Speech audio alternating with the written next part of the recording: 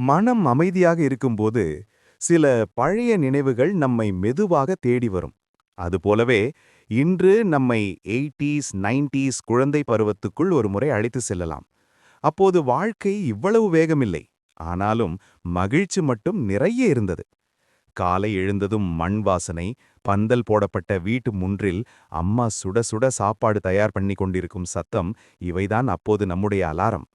அம்மா அன்போட கூப்பிடுவாங்க, எழுந்துடா, பள்ளிக்கு டைம் ஆகுது அப்படின்னு. அந்த குரல் கேட்டாலே ஒரு அமைதியா இருக்கும்.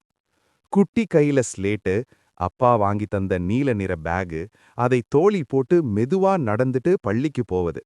அந்த ரோடு நம்மோட முதல் வாழ்க்கை பயணப்பாதை போலதான் இருந்தது. வழியில நண்பர்களை கண்டாலே ஓடி போய் கைய பற்றிக்கிட்டு சேர்ந்து நடப்போம். சின்ன சின்ன விஷயங்களிலேயே எவ்வளவு சிரிப்பு! பள்ளியில் டீச்சரின் அழகான எழுத்து, கரும்பலகையில் விழுந்த சாம்பல் தூள், ரெசிஸ் டைம்ல எல்லாரும் சேர்ந்து டிஃபன் பகிர்ந்து சிரித்துக்கிட்டே சாப்பிடுவது. அந்த மகிழ்ச்சி சொல்லி தீராதது. அப்போது யாரு பணக்காரன் யாரு ஏழைன்னு யாருக்கும் தெரியாது. எல்லாரும் நண்பர்கள்தான். மாலை வீடு திரும்பும் நேரம் தனியே ஒரு மாய உலகம். சைக்கிளில் ரேஸ் போடுவது, பம்பரம் சுழற்றுவது, கண்ணாமூச்சி, கபடி, இவையே நம்மோட வீடியோ கேம்ஸ். மண் இருந்தாலும், உடை களங்கமா இருந்தாலும், மனசு மட்டும் ரொம்ப சுத்தமா இருந்தது. அந்த நாட்களில் டிவி ஒரு பெரிய விருந்து போல் இருக்கும்.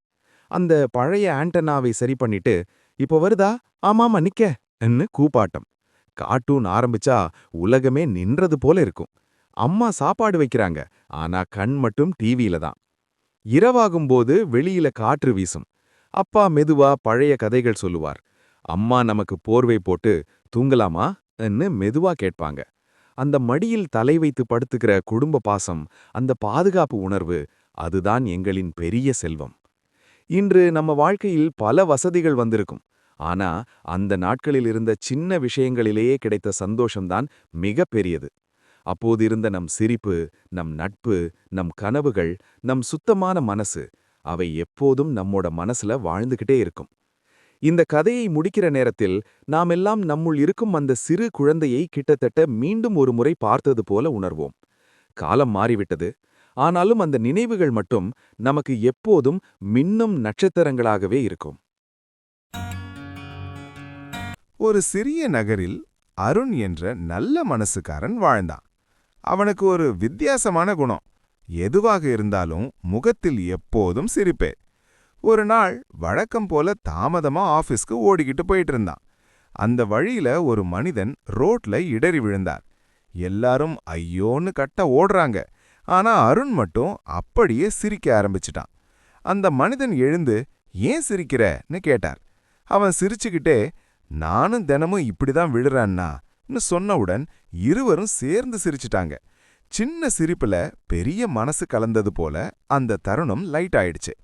அதன் பிறகு அருண் ஒரு டீ கடைக்கு போய் காஃபி வாங்கி கொண்டிருந்தப்போ ஒரு பையன் தவறுதலாக நோட்டு கீழே விழுந்தது. அதை யாரோ தன் பணம் என்று கொண்டு சண்டை ஆரம்பிச்சிட்டாங்க. சின்ன விஷயத்துக்கே பேர கதை. அந்த பையனை கண்ணீர் வர்ற போற மாதிரி. அப்போ அருண் சென்று, காஃபி சூடா இருக்கும்போது மனச குளிர விடாதீங்கன்னு சொல்லி தன் பணத்திலிருந்து கொடுத்து சண்டையை அமைத்து விட்டான். அந்த பையன் நெஞ்சார நன்றி சொல்ல கடைக்காரன் முகத்திலும் ஒரு சிரிப்பு மலர்ந்தது. ஆனால் அதற்குள்ள அவன் ஆபீஸ்க்கு ரொம்ப லேட்டு. மேனேஜர் கோபத்துடன் கேட்டார், எப்பவும் ஏன் லேட்டு?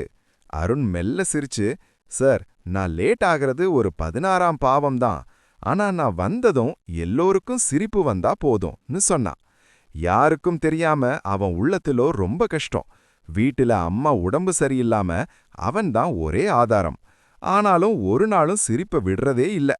மாலையில் வீடு திரும்பும்போது மறுபடியும் ஒருவன் விழுந்தத பார்த்தான். இந்த முறை அவன் சிரிக்கல.